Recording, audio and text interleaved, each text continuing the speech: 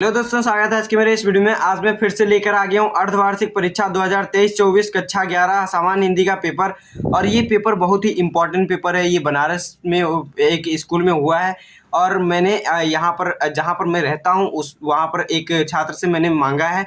और ये पेपर बहुत ही इम्पोर्टेंट है, बहुत ही आपके जो अर्धवार्षिक परीक्षा है उसमें काम आने वाला है। तो ये पेपर आपको पूरा देखकर और सोल्यूशन देखकर ही जाना है। तो यहाँ पर आपको मैं पूरा पेपर दिखा दे रहा हूँ और मैं थोड़ा जल्दी में बोल रहा हूँ इसलिए कि मेरा भी कल फिजिक्स का पेपर है, वो बहुत इंपॉर्टेंट पेपर है मेरा भी, इसलिए उसका तैयारी मुझे करना बहुत आवश्यक है। लेकिन आपकी भारी डिमांड की वजह से मैं ये पेपर आपके लिए बहुत ही जल्द बहुत कोशिश करके ये लाया हूँ और आपके लिए बहुत इंपॉर्टेंट टाइम आपको मैं दे रहा हूँ। इसलिए वीडियो को लाइक ज़रूर कीजिएगा और चैनल को सब्सक्राइब कर लीजिएगा। ऐसे ही पेपर आपको इस चैनल पर मिलते रहेंगे। तो यहाँ पर हम शुरू करेंगे पहले क्वेश्चन से और अंतिम क्वेश्चन तक यहाँ पर देखने वाले हैं। तो इसका सॉल्यूशन वीडियो के लिए मैं बता दे रहा हूँ। यहाँ पर सबसे पहले मैं इसके कुछ सॉल्यूशन कुछ क्वेश्चंस के आंसर तो यहाँ पर मैं बता दूंगा, लेकिन पूरे क्वेश्चन पेपर का सॉल्यूशन जो पूरा पेपर होगा वो आपको एक सेकेंड चैनल पे मिलेगा, जो मैं उसका लिंक पिन कमेंट के में पिन कर दूंगा और यहाँ पर आपके डिस्क्रिप्शन बॉक्स में भी उसका लिंक डाल दूंगा। उस चैनल पे आपका इस पूरे पेपर का सॉल्यूशन मिलेगा। उस चैनल को जरूर आप सब्सक्राइब कर लीजिएगा। आपके अभी कार्ड में भी ऊपर आ रहा होगा, उसको आप चैनल को सब्सक्राइब कर लीजिए। उसका सॉल्यूशन आते ही आपको पूरा देख लेना है, जिससे कि आपको बहुत ही फायदा होगा। तो यहाँ पर हम शुरू कर रहे हैं पहले ही विकल्प से बहुविकल्पी क्वेश्चन से। तो यहाँ पर पहला क्वेश्चन पूछा गया है, भारत दुर्दशा के लेखक हैं। तो भारत दुर्दशा के लेखक जो हैं भारतेंदु हरीशचंद्र जी हैं।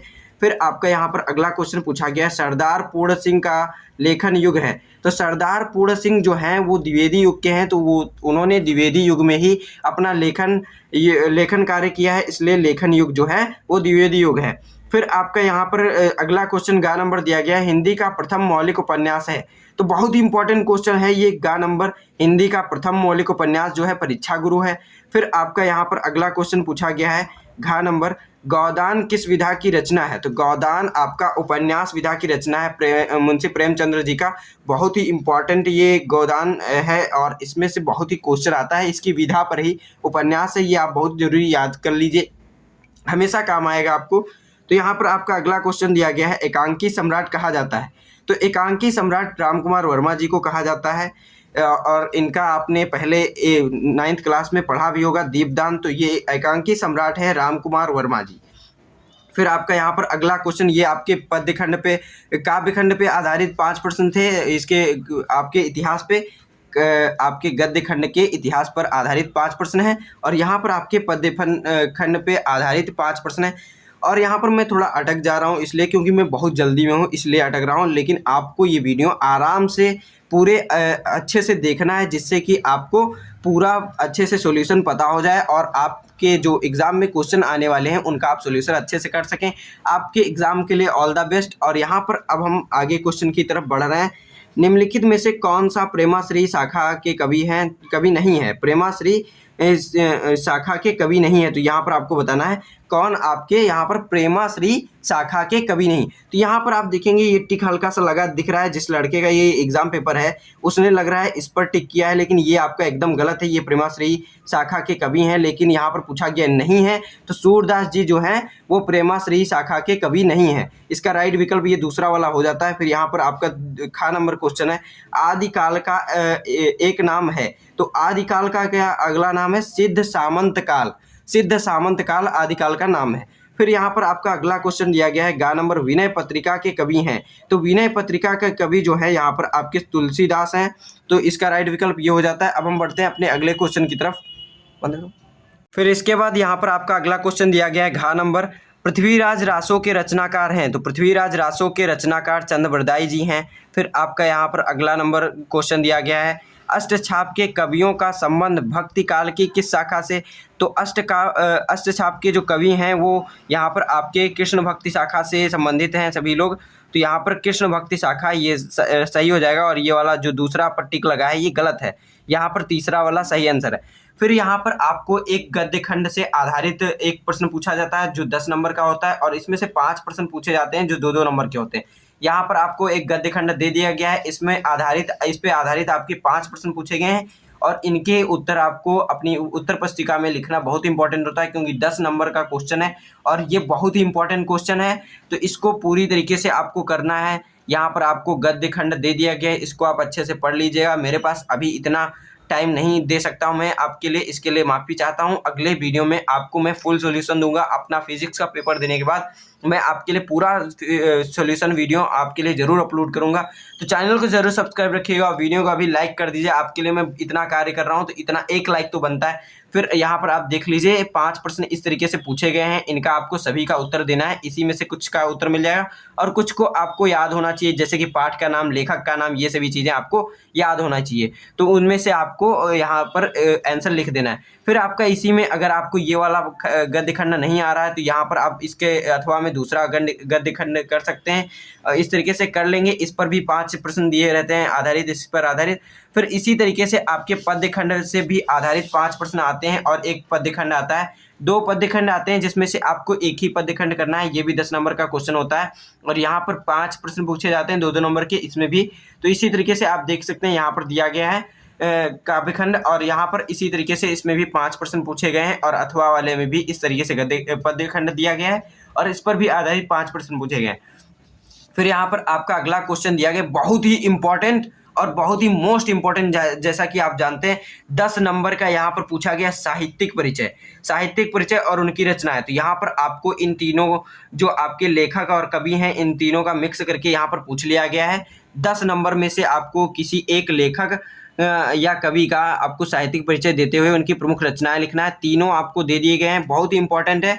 इनमें से कोई आपको एक का टिक मतलब आपको कोई एक का साहित्यिक परिचय देते हुए उनकी रचनाएं लिख देना है। तो बहुत ही इंपॉर्टेंट क्वेश्चन है, 10 नंबर का क्वेश्चन है। फिर आपका अगला क्वेश्चन पूछा जाता है, एक कहानी पर आधारित एक प्रश्न पूछा जाता है। ये भी 10 नंबर का क्वेश्चन यहाँ पर पूछा गया है। बहुत ही आसान पेपर बनाने की कोशिश की गई है। यहाँ पर आपको अथवा में इसमें भी विकल्प मिलता है और इसमें भी कुछ क्वेश्चन अलग से इसमें मिलते हैं, जैसे कि काव्य खंड के लिए अलग और आपके गद्य खंड के लिए अलग। लेकिन यहाँ पर आसान करने की वजह से ये 5 नंबर का अलग अलग दिया रहता है, दोनों के आपको लिखना पड़ता है।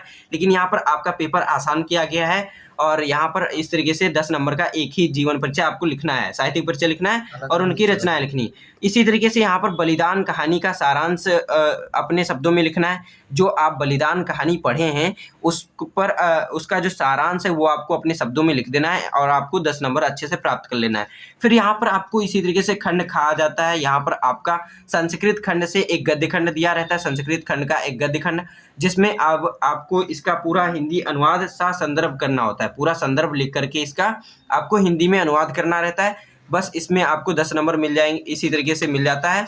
और फिर आपका इसी तरीके से अगला क्वेश्चन होता है इसके संस्कृत खंड के पद्य खंड से, इस पर भी आधारित 5 प्रश्न पूछे जाते हैं। और यहाँ पर पेपर में जो भी आपके काव्य खंड गद्य खंड दिखाए जा रहे हैं बहुत ही इंपॉर्टेंट है, उनका आप जरूर तैयारी कर लीजिए। कुछ करिए चाहे मत करिए, लेकिन वो जो दिखाए जा रहे हैं वो बहुत इंपॉर्टेंट है, इसीलिए इस पेपर में आए हैं, इसलिए आप उनका जरूर तैयारी करिएगा। बाकी भले ना कीजिए, लेकिन ये जो इंपॉर्टेंट गद्य खंड और काव्य खंड होते हैं उनका तैयारी करना बहुत ही इंपॉर्टेंट होता है।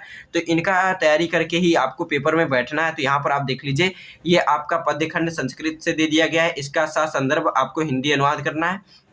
फिर आपका यहाँ पर अगला क्वेश्चन दिया गया है, मुहावरों और लोकोक्तियों का 2 अर्थ किस, यहाँ पर 4 दे दिए गए हैं मुहावरे, उनका में से किसी 2 का आपको अर्थ लिखकर वाक्य में प्रयोग करना है। जैसे उल्टी गंगा बहना, दाल में काला होना, चंपत होना, घी के दिए जलाना। इस तरीके से यहाँ पर आपको मुहावरे दे गए हैं, ये आपको वाक्य का प्रयोग करना है। फिर आपका 9वां क्वेश्चन दिया गया है का नंबर, निम्नलिखित शब्दों में से किसी 2 का संधि विच्छेद कीजिए। तो आपको ये 4 दे दिए गए हैं, आपको इनका किसी का भी 2 का संधि विच्छेद कर देना है। तो आपका यहाँ पर 2 नंबर मिल जाएगा। फिर आपका अगला क्वेश्चन दिया गया है, निम्नलिखित शब्द युग्मों का सही अर्थ लिखिए। तो यहाँ पर 2 नंबर का ये भी पूछा गया है। तो निम्नलिखित में से किसी एक आपके दोनों का लिखना है, तब जाके आपको यहाँ पर 2 नंबर मिल जाएंगे। फिर आपका अगला क्वेश्चन दिया गया है, निम्नलिखित शब्दों में से किन्हीं दो के 2-2 अर्थ लिखना है। यहाँ पर किन्हीं 2 के 4 शब्द दे दिए गए, किन्हीं 2 के आपको 2-2 अर्थ लिखना है और यहाँ पर आपको 2 नंबर मिल जाएंगे। फिर आपका अगला क्वेश्चन दिया गया है, घ नंबर, निम्नलिखित वाक्यांशों में से वाक्यांशों के लिए एक शब्द लिखिए, ये जो पहले कभी ना हुआ हो और फिर सत्य में जिसका दृढ़ विश्वास हो और जिसका कोई आकार ना हो, निराकार। इस तरीके से मध्य रात्रि का समय, इस तरीके से आपको यहाँ पर इसके एक शब्द में अर्थ लिखना है। फिर यहाँ पर आपका अगला क्वेश्चन पूछा जाता है जो रस छंद अलंकार से पूछा जाता है। तो यहाँ पर रस से श्रृंगार रस अथवा शांत रस का लक्षण और उदाहरण सहित लिखना है। फिर इसी तरीके से यहाँ पर आपका यमक अथवा रूपक अलंकार का लक्षण उदाहरण लिखना है। ये 2-2 नंबर के प्रश्न है और 10वां नंबर ये क्वेश्चन है। 2-2 नंबर के प्रश्न ये पूछे जाते हैं, हर साल पूछे जाते हैं। ये आप 10 में भी लिखे होंगे, 9 में भी लिखे होंगे और बहुत पहले से कक्षा 5 से ये चालू हो जाता है। तो ये बहुत ही इंपॉर्टेंट प्रश्न है, ये आपको याद ही होना चाहिए और ये आपको आगे क्लासेस में भी पूछे जाएंगे, इसलिए इनको जरूर तैयार रखिएगा आपका। और इसी तरीके से यहाँ पर आपका 11वां क्वेश्चन होता है जो निबंध पर आधारित होता है और यहाँ पर आपको निबंध के लिए यहाँ पर 3 टॉपिक दे दिए गए हैं। इनमें से किसी एक पर आपको अपनी भाषा शैली में लिख देना है इसका निबंध पूरी तरीके से और इसको 3 से 4 पेज में आपको निबंध लिखना होता है और आपको अच्छे से 10 नंबर मिल जाएंगे। आप हेडिंग डाल के अगर निबंध को लिखते हैं तो बहुत ही अच्छा नंबर मिलता है। तो इस वीडियो में बस इतना ही, अब मिलते हैं अपने अगले वीडियो में, तब तक के लिए धन्यवाद।